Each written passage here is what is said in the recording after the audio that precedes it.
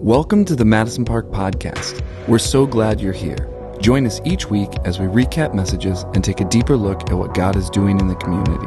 For more information, find us on socials or visit madisonpark.church. Wow. Okay, welcome to the Mad Park Podcast. Take number 2, because I messed it up the first time. Everybody, you are welcome. It's the week after Thanksgiving, which is always interesting. I'm going to ask you about that in a second. But one quick update. We only have, after this one, 3 more episodes as the Mad Park or Madison Park Podcast. Starting in January, it will be called the Freedom House Church Podcast. We'll put a link to it. But it will be available where you get podcasts, like normal human people. If you want to hear a story about craziness, come find me and ask me about why we can't have Madison Park Church as a podcast in the real world. You won't believe it. And then one other note, I did just say this before I messed up the audio. I just had peanut butter with these people or some of these people for a peanut butter taste test, and I feel funny.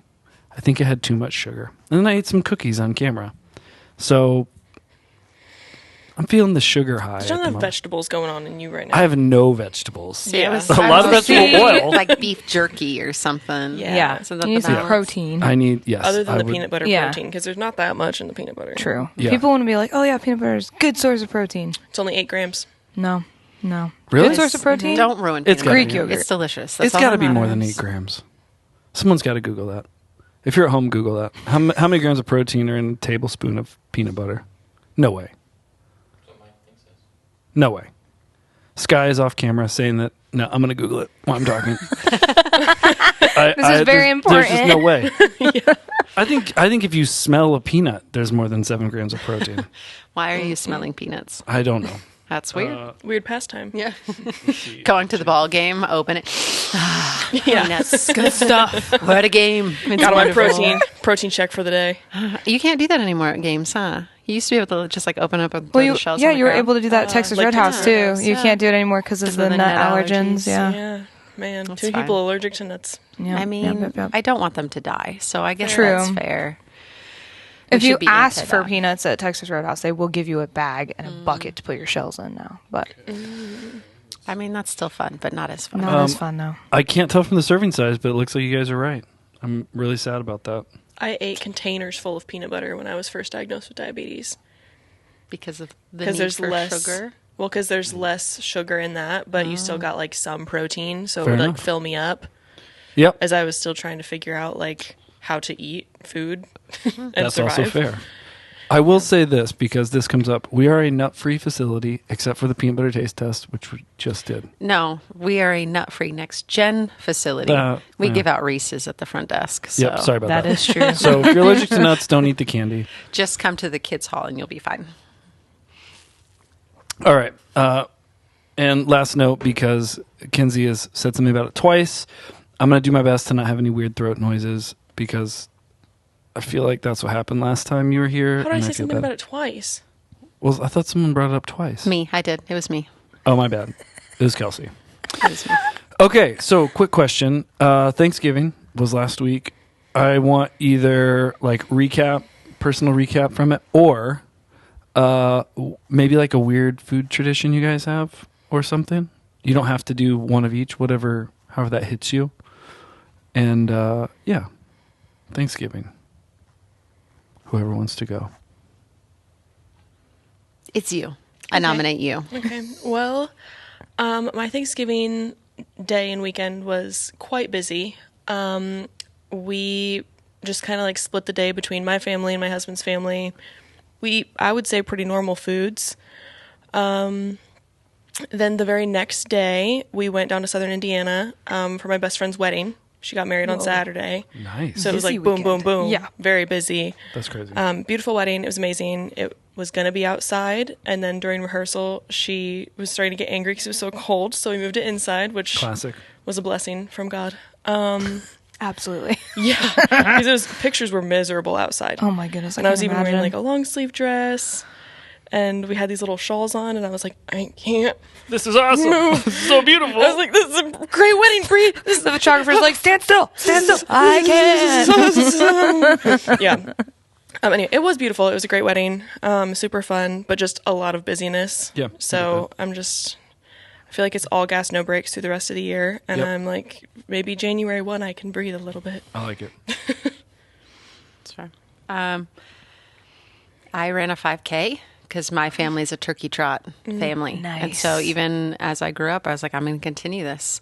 Only 2 of my other family members did it where they were, so rude. And I ran it with my roommate who said, I think we'll walk most of this. And we started running, and then we passed people we knew, Heather's husband. And as we passed them, my roommate said, we can't let them pass us again. So we ran the whole thing. It was Classic. wonderful. It was wonderful. you go. Props to you. Love Thanks. that. Thanks. I didn't know that there was such thing as a turkey trot family until 2 days ago. 3 What? days ago? Like, that's a thing. Oh, for Like sure. you're either Wow, a turkey yeah. trot or you're not. Yeah. I didn't Yeah. know that. You're either turkey trot or Which parade. should tell you what you are, not turkey trot family. Yeah, I don't think so. Yeah, it's a thing. I have all the shirts from all the years. It's amazing. It's a gift. Interesting. Yeah, I ran the mini marathon once. Also a great story. Not for now. I did pretty okay, but No, I'm super curious. so I was, a really long story short, I had this genius idea. I wrestled in high school, which is probably the weirdest thing a person could say in a microphone. I wrestled in high school behind a guy who ended up going to the Olympics. He was amazing. And so I had this idea of like I could cut weight and like go down. But the guy in the next weight class also goes to the Olympics. It's a whole thing. But I had this idea that if I ran the mini marathon with a trash bag on and then a sweatshirt, you know, like that's how people cut weight. So have you guys run the mini here? I'm going to this year. But I So- don't think I'll run all of it. So here's the deal. There's a part where you're on the speedway. And the speedway, you're like, it's 2.5 miles. You're not even on the full thing. You're like, this will be the easiest part. And it was like, I hit this wall and just started like, every piece of clothing I had, I was like getting rid of. And all my parents came to like run it as well. And so they were behind me. And all they saw was like a trash bag running around the track. Because I didn't have a t-shirt, but I didn't want to wear the sweatshirt. So I ran the mini in a trash bag and just had people. That is a good story. It's horrible. Yeah. Yep. I mean, it looked like, well, yeah, it looked like I had just woken up that day, threw out a trash bag, and ran a mini marathon. But that's my whole life. Like, that's an example of it. Anyway, sorry, Alyssa. Thanksgiving. So Thanksgiving is great. We do the same kind of thing where we split it between my husband's family and my family. And my husband's family is ginormous. So when we go over to his grandparents' house, literally they clear out all of their living room and they set up tables all around the living room into the dining room. And then it's like this big, long, like line going through to the kitchen. And it was wild at first. Like the first time I went to his Thanksgiving, I was like overwhelmed. I don't know how. I made it through, but Cammie made it through her first like legitimate Thanksgiving because last year she was but a wee babe, just a couple weeks old. And then we went over to my parents' house, and the crowning thing that we do there is we always play some type of game. And this year we played an oldie but a goodie. Came out a while ago called "Say What You Meme to Say." And you get a little picture, and then everybody has to write a caption with it. And whoever's the judge picks a specific word you have to use in the caption. So it just becomes ridiculous and so fun. That sounds amazing. That's awesome. Did you win? I did, actually. good, good. Except for, like, mine wasn't really a meme. Like, I wrote, like, what I wrote ended up being, like, this whole back lore of... It was a whole thing. And everybody thought, I was like, wow, you put in way too much effort. I'm like, but I won, so it doesn't matter. Which that's what it's about, is winning. Exactly. So ta-da. That's awesome. My parents live literally across the street from us. So we walked across the street. I made a turkey, which I've never made a turkey on a smoker before, so that was an interesting thing. But it's pretty low-key. We watched the parade very slowly. Are you guys parade people? Mm-hmm. Is that I what wanted you're to I watched saying? like all of it, but Is it like parade people or turkey trot people? Is that what you're saying? Yeah. I finally understand that. Yeah. Okay. I think we're parade people. We were getting ready to watch the parade, and then I realized my Peacock subscription had been canceled. So that was sad. So we watched it the day after when it was posted by some YouTube person. Yes. Well, so I've got kids that are this age where like common sense is starting to like be a thing, and some like my son could not figure out why people were wearing like shorts and small dresses. And he's like, but it's snow. Like he like couldn't figure it out. Like there was something that he didn't know. So then he wanted to wear shorts over to my parents' house, and obviously it was cold. But anyway, I'm glad you guys had a good Thanksgiving. Holidays are always funny. There's always ridiculous stories. We had some people that inevitably always talk politics, which is fun, and I try to like avoid that as much as possible. So to all of those of you out there that love to talk politics, like you guys should start a Facebook group, and maybe we could talk on Thanksgiving. Would that be good? You know what? I bet that those exist already. Do you think that's true? Probably true. You should start another one. And Start enough so that you don't bring it to Thanksgiving. Yeah. There you go. So it's specifically only for Thanksgiving. Like, get it all out. Yes. I'm going to make a hard turn here because I want to be careful just with our time today. But we started a brand new series. Kelsey kicked it off, which is cool that she's here. And we're going to talk a little bit just about the message, about the series, clarify some things. But the series is called He Shall Be Called. And she kind of had the first part of that verse, which was Wonderful Counselor. And I came in like right around the part where you were explaining like people's different interpretations of the word counselor. Do you know what I'm talking about? Where you were, and so all I thought about was my guidance counselor growing up, who I want to meet her someday, like again, because I was such a weird kid in high school. I'd love to be like, I made it. You said I wouldn't. And here I am.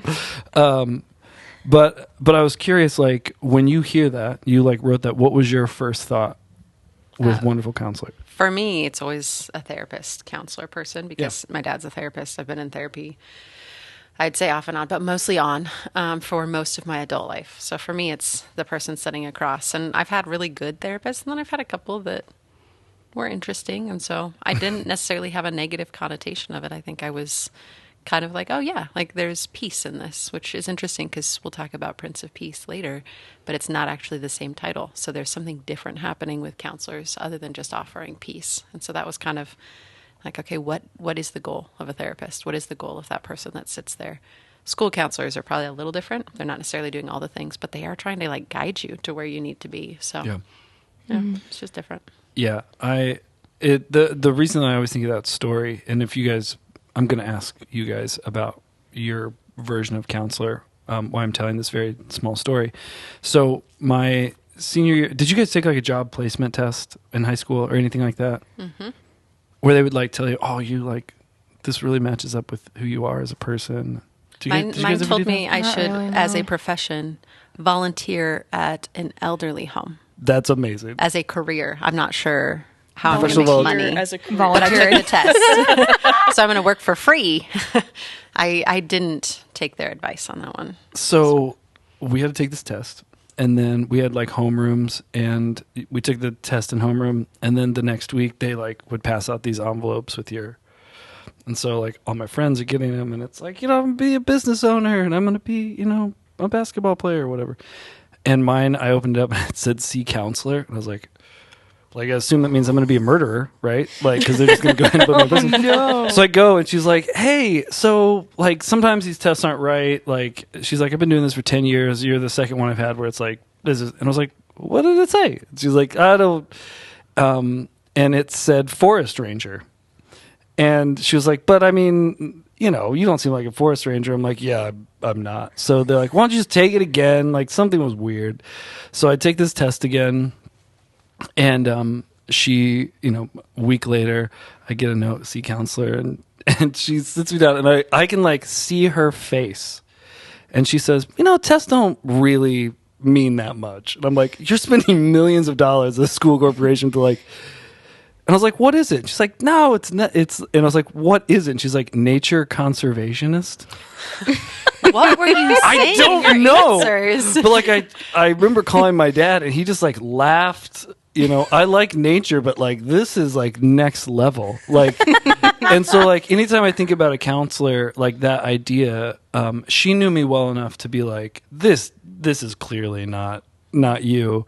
But I think about her all the time because it was like the first time in my life where I thought like, there's no system to tell me what to do anymore. I'm going to be an adult. And no test is going to tell me that I'm going to be a forest ranger, which is terrible. Anyway, so that's my counselor story. If you're out there, her last name is West. You should find me on Facebook. You know who you are. What did you guys think, like, initially when someone says wonderful counselor? Like, what's that prototypical kind of image in your head, if you have one? Well, mine's a little different as far as, like, it's not one specific person. Like, for me, it's the person you go to when you're looking for wise counsel.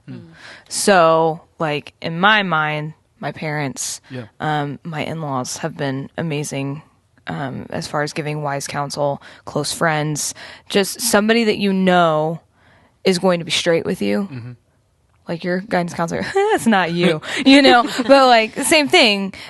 I go to my really close friends sometimes who I believe give me an excellent counsel. And sometimes I'm just like, guys, I'm thinking these things or I'm feeling these things. And they're so good about being like, okay, Alyssa, go back to what is true. Yeah. Is this true? Is this what God says about you? If it's not, then you can get rid of it. Mm-hmm. And so that's who I think of when I think of a wonderful counselor, someone you can go to who's going to be straight with you, but also sit there with you and help you kind of go through it. Yeah. Yeah, that's really good. Yeah, I would say I'm a little bit more in line with Kelsey of like a therapist counselor. Yeah. I mean, I've been going to counseling now for like a year and a half, but like off and on since like being an older child. Yeah. So that's typically like where my mind goes to. But at the same time, like Alyssa said, like I go to my mom for stuff all the time with my parents. So my first thought is therapist counselor, but then sometimes I'm like, wow, is my mom my therapist? That's kind of tragic. But sorry, Mom. Yeah, sorry, Mom. I know you're probably going to listen to this, so I'm sorry. Yeah. Mom, you're great. We love you. My mom's great too. So I think in what Alyssa said, if I like sort of zoom out and like really think about God as a counselor, one of the things you said is like very, very true of me, where it's like you go back for truth. And I think like in my own life, I've watched that be speaking truth about who he created me to be or who he says I am, like as a baseline. Mm-hmm. But I'm curious because I think you made some really, really good points about therapy. So if you guys didn't know, Kelsey's dad is a therapist. So in like 2 minutes or less, what is it like having a dad or growing up with a dad that's a therapist or partially growing up with your dad? I really hope my dad does not watch this. Yes. No, we I'm love just you, kidding. Dad. It is tricky. There's actually like, you see it with therapist kids, you see it with pastors' kids, where sometimes you go into this space where you go to do this as a profession that when you come home, you kind of have to turn that brain off.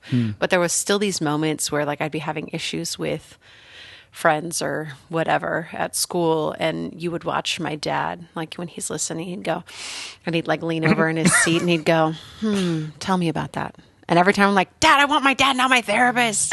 So I remember as a kid being frustrated, but there were things that he instilled in me that have helped me tremendously in my relationships as an adult, like just these little lines that live in the back of my head about how do I love, how do I lead, how do I understand that the person coming at me might not be coming at me, they may be carrying their own weight and their own burden. And so there are things that he said and did that have allowed me to see and understand the world a little bit differently than maybe others would, and be quicker to like ask certain questions and to be curious. He taught me how to be curious. I think that's one of the things that wonderful counselors do, is teach you to be curious. Why is that? What is that? Why do I feel that? Where is that coming from? And begin to kind of unpack some of that stuff. So it had its challenges. Yeah. Dad, we can unpack that later. But I think there's just a gift in how he kind of sees the world through questions and through that lens, which is good. Yep. I also know that Kelsey's dad somehow was involved with Herman Miller Furniture, and it's my favorite office chair in the world. So if you're listening, and you have a connection. I have some connections. I would love got you. I can hook you up with that. It's really, this is 100% accurate. Yeah, it is. Everything about that story is true. Aeron chairs are the best. Yes, they are. They're the best. Size B.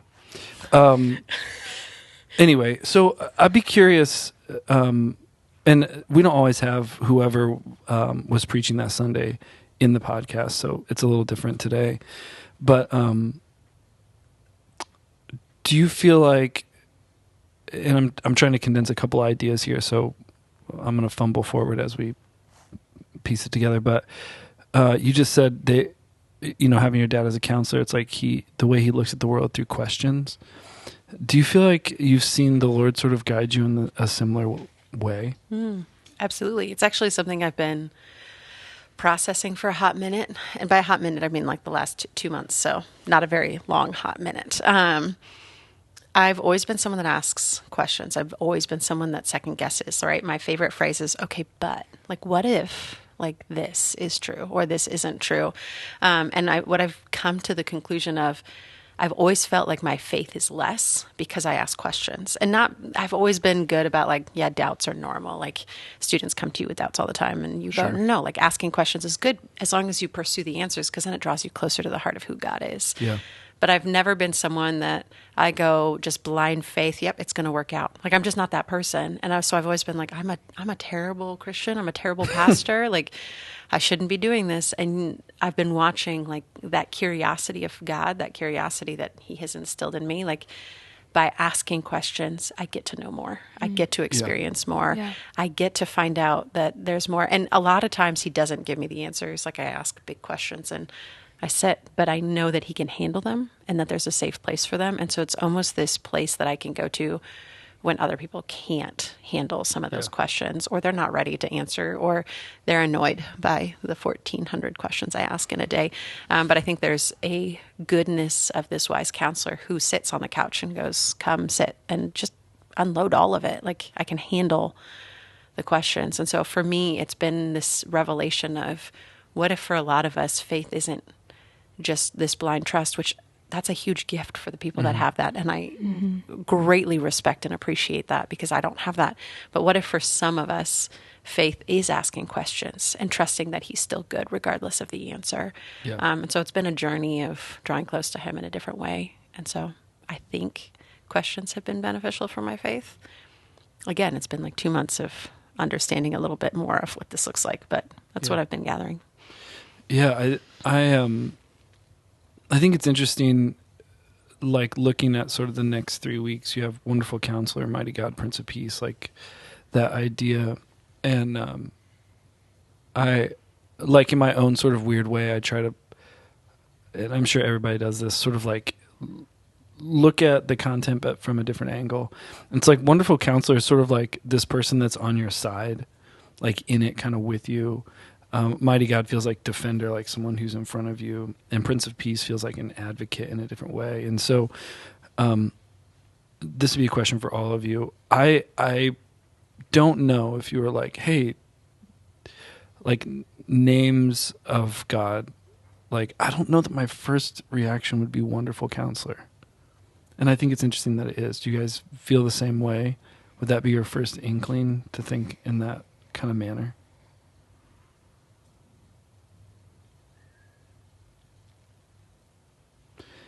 I think, because what's interesting is like we grow up, or at least I'll say I grew up with this idea of like this early understanding of God being like big and far away and creator, and counselor feels so close that I think that's the part that I like, that sort of gets in my space with all of it, is a little bit like it's easy to sort of trust Mighty God, who's like out there with the sword or whatever, you know. There's something that's not as like intimate, maybe, as Wonderful Counselor, who's somebody where you have a different sort of relationship with that person that is significantly more, like I said, intimate, but significantly more based in like the reality of who you are. And so I think what's funny is like this is the one of like all of the things we look at over the series that kind of gets in my space, where it's sort of really easy to look at and serve God when he's like mighty God or Prince of Peace, or sort of like this, someone who's fighting for us. But someone who's like Wonderful Counselor, that's a lot harder for me to sort of like to wrap my mind around. So that's kind of my question. Like, am I alone? Is that like a guy thing, or does that feel like more of a human nature thing? I totally understand where you would be coming from with that, because, when you think of God, you do think of great, and, you sing all the songs, how great thou art, and, all that kind of stuff. And that's, where our mind tends to go to first. Yeah. But for me, it's almost a relief in a way that this big, gigantic, mighty God is also this wonderful counselor that comes down to my level and wants to be in my space. Because I feel like for some people, the idea of God can be intimidating, and trying to grapple with that this big God also wants to have a personal relationship with you can be a little bit much. But hearing something like Wonderful Counselor can kind of bring it down. Like, he wants to sit with me. He wants to hear what's on my heart. He's not going to be afraid or ashamed of anything that I have to say. And so for me, I kind of look at it in a different way, but I can totally understand for some people how that would be like, oh my goodness, he wants to know what's in my head. Like, that's a little weird, but I get that. Well, and Kelsey, I mean, to that point, and I may have said this before, but like, have you guys ever taken an EQ test? An emotional intelligence test? Do you guys know about this? Mm-hmm. So I took an EQ test, and basically the result comes out in two categories. One is like, do you understand how people in your world are feeling? Like, can you read people's emotions, or and then the second one was like, do you know how you feel? And so when I got these results back, like in the being able to like look at somebody and know how they're feeling, like I'm really high. On my own, I'm like at the bottom. And I remember they make you review it with somebody, because like apparently maybe people do stupid stuff, like they drive too fast, or when they get the results, I don't know. He was like, so this test shows that like you don't know how you feel. And I was like, that's weird. He's like, how does that make you feel? And I went, I don't know. And it was like, I remember like feeling so weird. Like I got really uncomfortable. Like, no, I know how I feel. And he's like, use one word. I'm like, oh, just one word. Like alive, like feel like, I mean, it was really weird. It was this moment for me where I'm like, and so I think there's some parts of that where like, it's difficult for me to like understand how I feel in space and time, if that makes sense. So, I think that is really accurate to how I feel about it in that situation. Well, and if you take the passage itself, just the Isaiah passage, you go from, hey, there's a child coming, the government's going to be on his shoulders. He's a wonderful counselor. Like, it's these like, what journey? The government hates him. But also, he's a counselor. Like, it is a weird thing. Yeah. And I wonder even like, I imagine, and this is weird, but like Isaiah, when he goes to write this out, does he stop and go, okay, what order? Like, was he consciously thinking about what order to put them in to make this picture holistic of who God is? Or was that just who he knows him to be? And so for him, as a prophet, he knows God first as this intimate being who sits with him and talks with him, and he's constantly in community with him. And it just is a weird thing of like, was this an intentional order? Is this just how he conducts himself? Yeah. And so I wonder if each of us wrote it ourselves, if we would put them in a different order or use different words to kind of portray that. It's just it was a weird moment where I was like, child, government, counselor. Okay. All right. All of the above. It's good. Makes perfect sense. Mm-hmm. It's classic storytelling. It's good. It's good. So the other like unique thing about Sunday's message, and again, I'm curious your guys' take, because we're all in there, but the interesting part to me is there are series that are really geared towards people who are maybe new in their faith, and it's sort of like an on-ramp, and then there's series that are geared towards people who have probably been going to church for a long time, or have a better way to say it, has been walking with the Lord for a long time, or mature, I don't know, fill in the blank. This one, for whatever reason, felt like both. Mm-hmm. Where there's a reality of like, if you are new in your walk with the Lord, this is like an attribute that I wish I would have had a better understanding of early. Because I think there's some things that some traps I fell into because I didn't see him as a wonderful counselor. But so you have like, if you're new in your faith, like this is such a cool revelation. But then for me, I mean, I've been walking with the Lord for a really long time, having this sort of revelation of like, oh man, like I don't know that I engage it in that way, or engage him in that way as frequently as I probably should. And so I walked away, with it in my space a little bit, where I was kind of wrestling with like, do I even go to you as wonderful counselor, or do I treat you almost solely like, sword God Almighty kind of idea? Again, that's a little bit of an open question to be like, did you guys feel similarly? Or was I like off on this island where Kelsey was just speaking to me, which could be true. I wrote the message which is also just for Stephen. It was just kidding. I mean, stranger things have happened. I mean, I felt like, kind of like you said, it was like a message that could both meet people who are just starting or who have been there for a while. Yeah. So I think, and honestly, like, I could hear a message about the same passage 4 times and get something different out of 100%, it. 100%, yeah. Even if it's the same person doing it every time. Yeah. So I think that the idea of thinking about God as counselor isn't necessarily like foreign to me. Like if I had to describe God to me in like 2 words, it'd be like holy bestie. Like you are reverent, you are holy, you are powerful, but you're also like, I can talk to you about anything. You're like my best friend. But like if my best friend was perfect. I love that. So I think good. like the idea of him being a counselor, like it isn't necessarily like the counseling part of it comes to mind first, but it wasn't completely foreign, and I'm not totally like sword God. Like my bestie has a sword. Yeah. But my bestie also will talk to me about what I should wear that day or like really bad troubles. So Totally. Yeah. Well, and I think not like this. Okay, sorry. I bring this up almost every time, but I think it's really important. The reason we started the podcast was this idea of being able to take a message that is just layered and engage it more than just Sunday.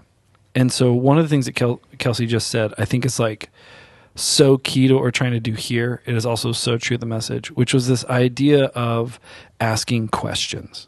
Like I think sometimes we approach God where it's like, if you have like exactly what Kelsey was saying earlier, where you feel like if you ask questions like that, is a lack of faith or is like somehow proving, that your heart isn't in it or something. I'm trying to think of like the simplest way to explain that. But the reality is there's something inherent to God's character that's written in this passage that says like, he's like going to be a shoulder that you can ask questions and lean on. And it's like, I assume this is terrible. I have not been to a counselor. I need to go. But I assume that they don't just prescribe like, no, what you should do is you should walk in there and tell your boss what an idiot he is or whatever. I imagine that's more questions. And so it's interesting that this attribute that like describes who God is really this fundamental idea of like, he's going to be asking questions. He can take your questions. And so I think what you said earlier is so key to what we're trying to do here, which is like, bring exactly where you are, questions and all, like into the conversation. And then let God, like trust God that he's big enough to take that. And I think what this passage even illustrates is like, not only is he like strong enough to take that, but it's like, this is really core to who he is. A lot like your dad, where it's like, it's not a switch. He's like, oh gosh, I got to go back to counselor. But it's like, there's something inherent in who he is that is just in natural overflow. Does that make sense? Which, to your point, is part of why it's important that mighty God comes next.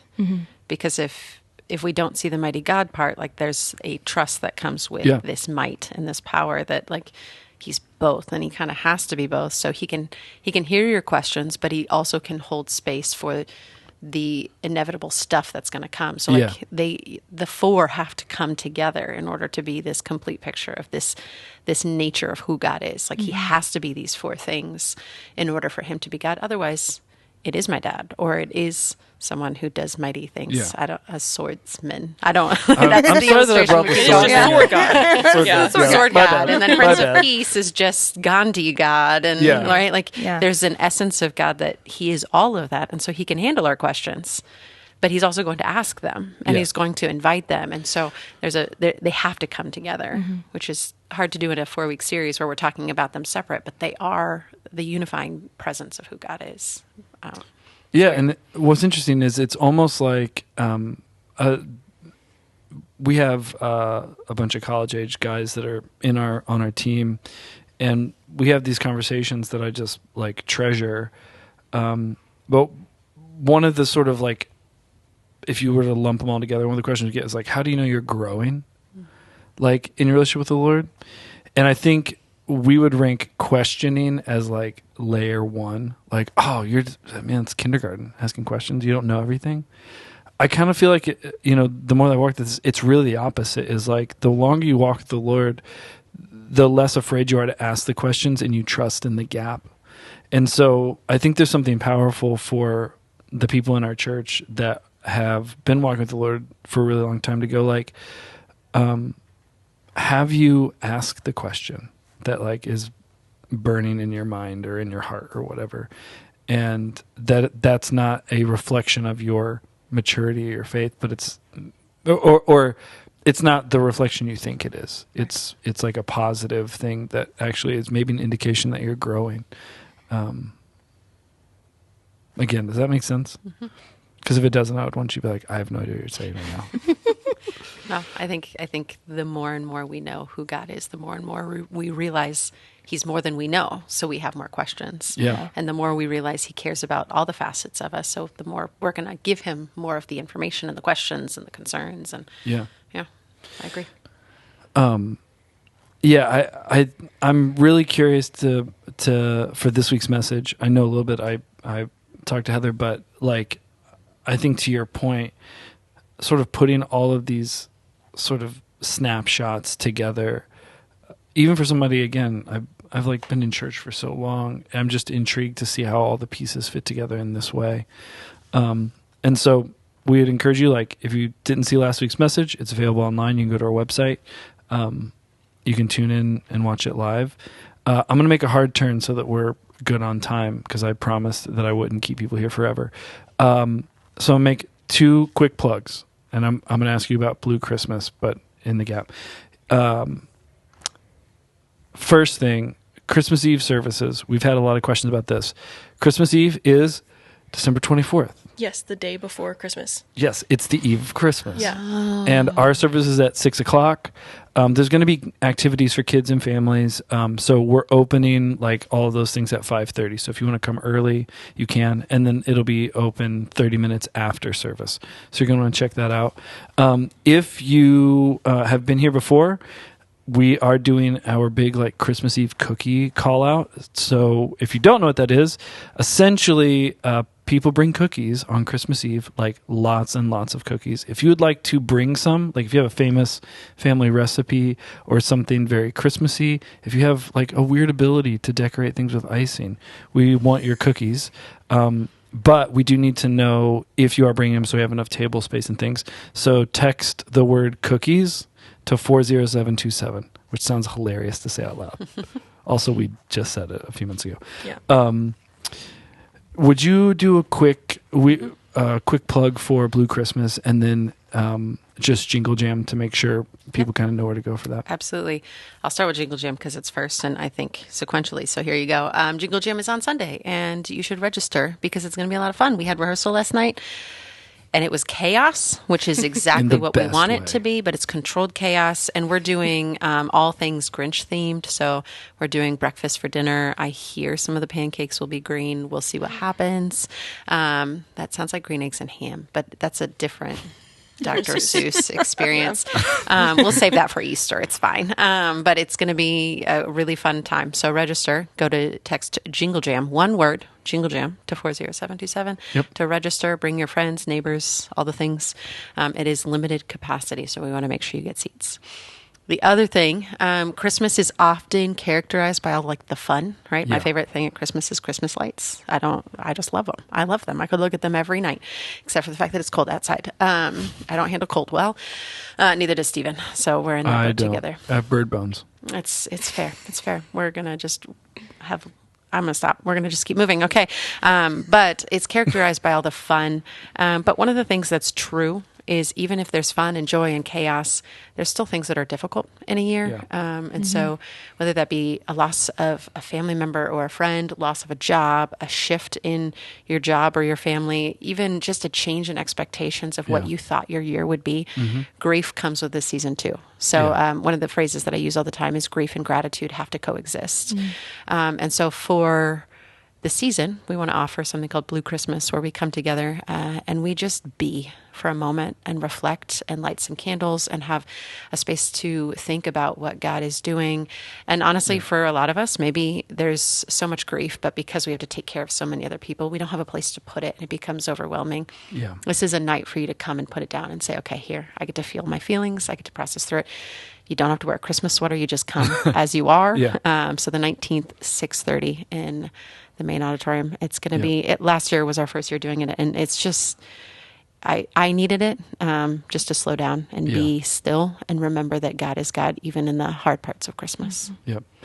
Yep. So Thursday, December 19th, we had a team member who was describing it to somebody. Typically, a Blue Christmas service is on the 21st because it's the longest night of the year. And so the way this person was explaining it was, hey, if you feel like you're in like that season where it's like just really heavy or dark or whatever, this is like a place for you to come and be exactly where you are. So we'd love to see you there. I know Kelsey and I will both be there.